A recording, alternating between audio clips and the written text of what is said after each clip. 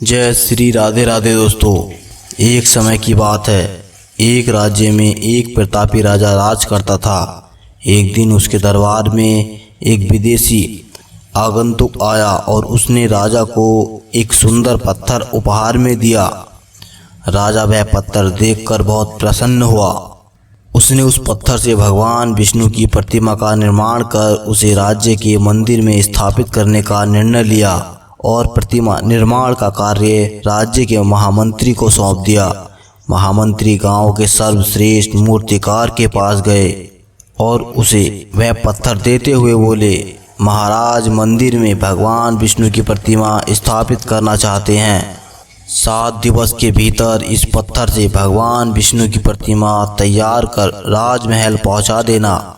इसके लिए तुम्हें 50 स्वर्ण मुद्राएं दी जाएंगी। 50 स्वर्ण मुद्राओं की बात सुनकर मूर्तिकार खुश हो गया और महामंत्री के जाने के उपरांत प्रतिमा का निर्माण कार्य प्रारंभ करने के उद्देश्य से अपने औजार निकाल लिए। अपने औजारों में से उसने एक हथौड़ा लिया और पत्थर तोड़ने के लिए उस पर हथौड़े से वार करने लगा, किंतु पत्थर जस का तस रहा। मूर्तिकार ने हथौड़े के कई बार पत्थर पर किए, किंतु पत्थर नहीं टूटा।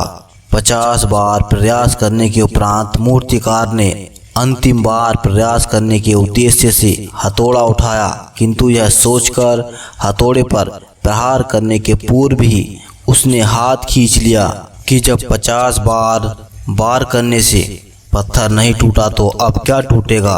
वह पत्थर लेकर वापस महामंत्री के पास गया और उसे यह कह वापस कराया कि इस पत्थर को तोड़ना नामुमकिन है, इसीलिए इससे भगवान विष्णु की प्रतिमा नहीं बन सकती। महामंत्री को राजा का आदेश हर स्थिति में पूर्ण करना था, इसीलिए उसने भगवान विष्णु की प्रतिमा निर्मित करने का कार्य गांव के एक साधारण से मूर्तिकार को सौंप दिया।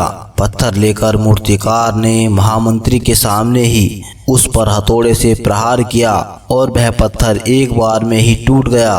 पत्थर टूटने के बाद मूर्तिकार प्रतिमा बनाने में जुट गया। इधर महामंत्री सोचने लगा कि काश पहले मूर्तिकार ने एक अंतिम प्रयास और किया होता तो सफल हो गया होता और 50 स्वर्ण मुद्राओं का हकदार बनता। मित्रों, हम भी अपने जीवन में ऐसी परिस्थितियों से 2-4 होते रहते हैं। कई बार किसी कार्य को करने के पूर्व या किसी समस्या के सामने आने पर उसका निराकरण करने के पूर्व ही हमारा आत्मविश्वास डगमगा जाता है और हम प्रयास किए बिना ही हार मान लेते हैं।